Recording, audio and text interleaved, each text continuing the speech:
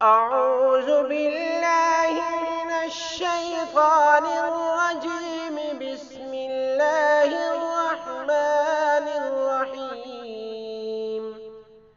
غصہ اور ضد ختم کرنی ہو تو یہ قرآنی آیت پڑھیں۔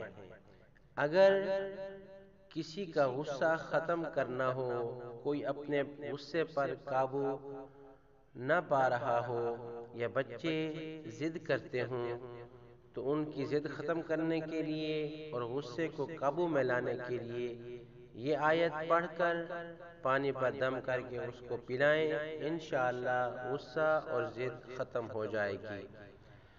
قُلْنَا يَا نَارُ كُونِي بَرْدًا وَسَلَامًا عَلَىٰ إِبْرَاهِيمَ قُلْنَا يَا نَارُ كُونِي بَرْدًا وَسَلَامًا عَلَىٰ إِبْرَاهِيمَ قُلْنَا يَا نَارُ كُونِي بَرْدًا وَسَلَامًا عَلَىٰ